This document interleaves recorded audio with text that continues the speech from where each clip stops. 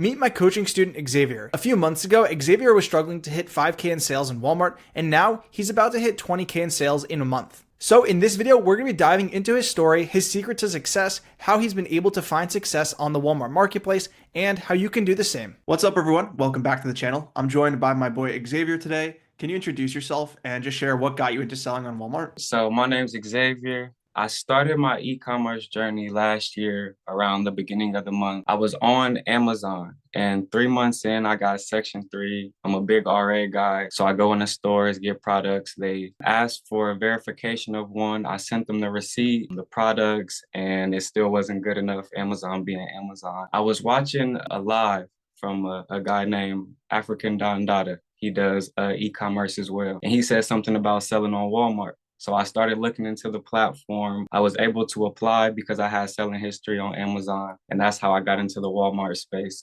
Around July 16th, I got my first sale on Walmart, and I've just been going since then. What was it like to get that first sale? Was it just like a product that you listed that you had no idea? You had like a leftover product from Amazon. What was that first product? So it was actually a Dr. Teal set that I did have left over from Amazon. So luckily, I kind of took a risk. I got the product from a local liquidation center. It did end up working. I sold them all out with no issue. So I was able to see that Walmart is more RA friendly than Amazon is. And is that your primary business model, or are you kind of like mixing it up with a little bit of liquidation, RA, OA? So I am 95% RA. I go to a lot of discount stores. I've recently started going to Walmart. Shout out to my mentor. That's kind of what I do. I'm just a RA guy. Go in, see what's in stores. You know, the margins are better for me, and it's worth my time to go do. How long have you been selling on Walmart now? And kind of like how has your journey progressed since starting? I think my first month I grossed about 3,000 because I did have some foot in the space of reselling because I was on Amazon for the 3 months. So I kind of use the same business model. We're gonna hit these stores like Ollie's and Home Buys, discount stores, buy stuff and sell it on there. So averaging about 3 to 5K my first few months starting on Walmart. And what made you decide to go ahead and join the Walmart Accelerator program after starting selling on Walmart? Was it to like get with the community, or what was the catalyst? Sarah, she had made a group on Facebook. So I was in the Facebook group. You know, I was followed you on socials. I was kind of keeping up with, they say to be around the people that you want to be like, So I was seeing numbers that you were posting. I was seeing you posting on your YouTube, and just your grind and hustle and love for what you were doing was kind of like, well, he can show me proof. He's not somebody that's just saying that he can do this, because he's showing the work that he's putting in. And that was just a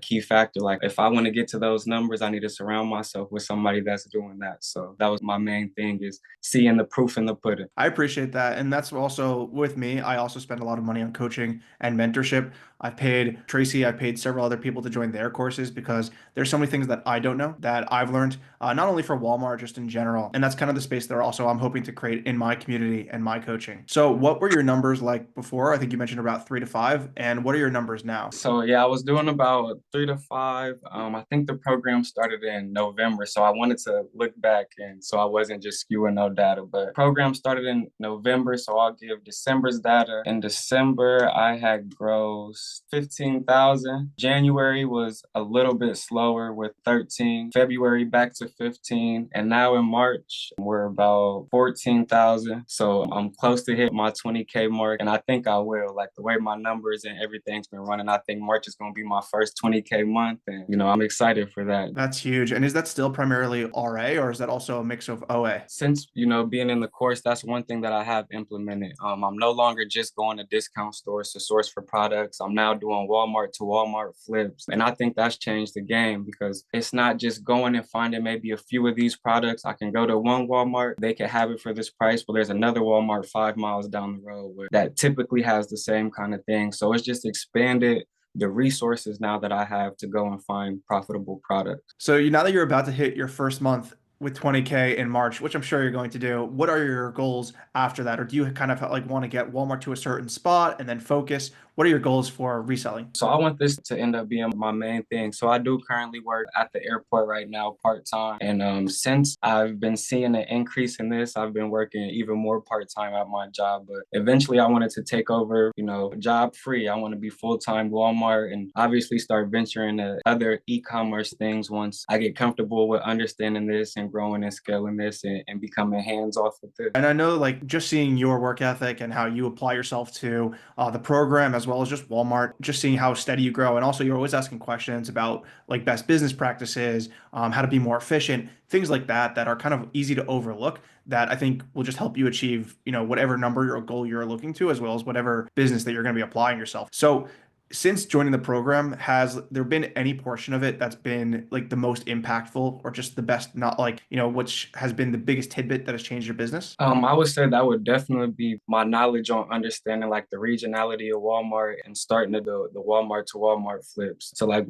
one thing I would say is like the buy box here might not be the buy box there, and just being able to price differently due to that fact. And then the abundance of resources that I now have now that I'm going to Walmarts to source for products and not just these discount stores. There's 10 plus Walmarts in a 50-mile radius. It's like that's 10 plus stores where that I can now find money at and be profitable. I think a lot of people still don't even, I don't even fully get it. It's just how regional that buy box is. Sometimes it's zip code to zip code because like they could be fulfilling from a Walmart Right. and you never know. So it's still something that I think everyone is going to be playing around with. Definitely a software that I would love to build is to just like kind of show you who's winning the buy box in which direction. So what's your tech stack looking like? Are you using any specific software? Are you using anything to really help you selling on Walmart? Because it's kind of the Wild West and there are some great tools out there, but I think a lot of people still don't feel that it's at the level with Amazon, and rightly so. So, what tools are using you to help in your business? Currently, I am using Martyr, and I use that mostly as just to check like stock counts and what other people may have, like WFS versus seller fulfilled. On a majority of find profitable products, I just use the Walmart scanning app and use the data there. So I look at reviews, I look at the quality of the listing and things like that. But mostly, I'm just using Martyr to check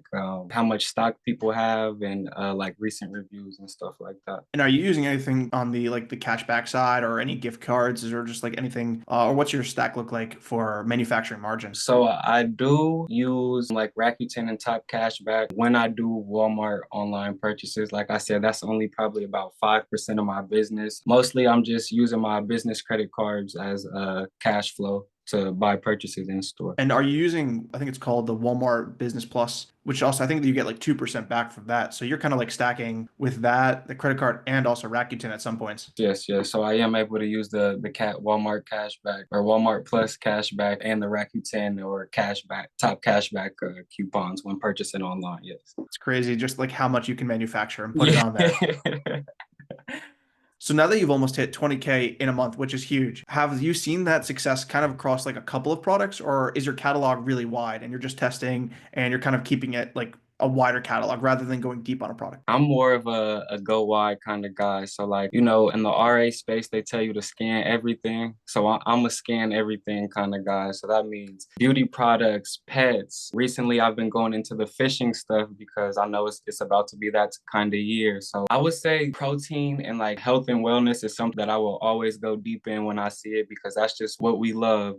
We're a get fit, get healthy kind of, that's something that I will go deep on. But I'm more of a test a lot of product and get the data yourself to see what's up. Has your understanding of what makes a good product change on Walmart in terms of just like seeing velocity, being able to tell if a product will sell? Because you mentioned test buys, which are still really important on Walmart, but have you kind of built up like that gut saying, I see this product, I see the badges, the reviews, or even not? Maybe there are no badges, maybe there's only like one verified review. Have you kind of built up that gut and saying, this is going to do well? That's kind of my thing with the protein. That's one thing that I've seen like, oh, no matter what flavor I have of this or what kind it is, people are gonna buy it. But I've definitely been able to like pinpoint brands or pinpoint certain kind of health and beauty products like protein powders and shakes and stuff like that. So I have been able to get my own internal catalog of, oh, I'm going to the store to look for this, or that doesn't move as fast as this does.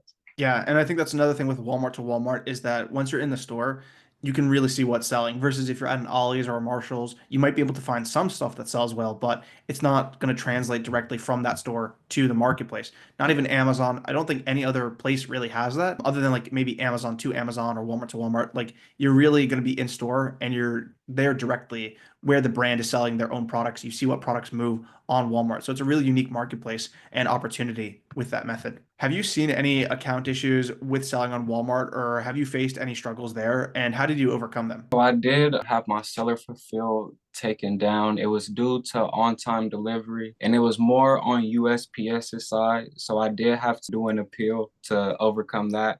Now, I would say that it was not hard at all to overcome. They did deny my first request, and I feel like I kind of halved it. But when I actually sat down and took accountability of the things that I could change to stop those on-time delivery issues from happening, they were receptive, and my account was open, the next day after the second appeal was sent in. Are you mostly seller fulfilled or are you with that WFS money? Just send it in and let them handle it. I've been cranking WFS now just because the velocity and volume that I've been bringing in is a lot. And it's a lot to just leave stuff sitting at the apartment. So I definitely pack a lot of stuff up and send to WFS. That's probably about 80% of what I do as well. The only time that I would say I sell or fulfill stuff is since I do go to these discount stores, a lot of the expiration dates on like the food items may not be set out far enough, but they're still sellable. Like if I have an 8-pack of granola bars that are expire in May, well, I'll send that in now because you can eat 8 granola bars. Coming from Amazon and then trying WFS, have you noticed any downsides? Have you noticed that it's faster? Is it easier? What have been kind of your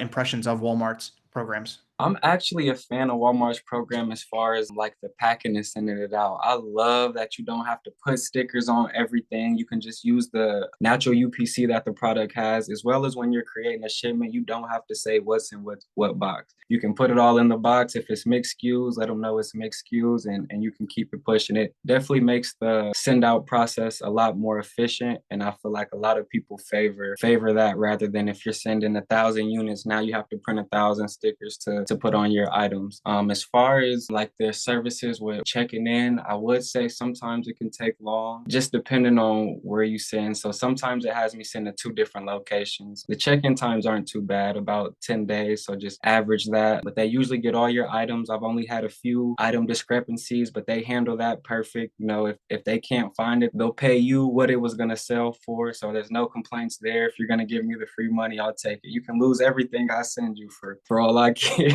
That's been my, I think that's gonna be my strategy is like I send it in, go ahead and I hire like someone to sabotage my shipment or something.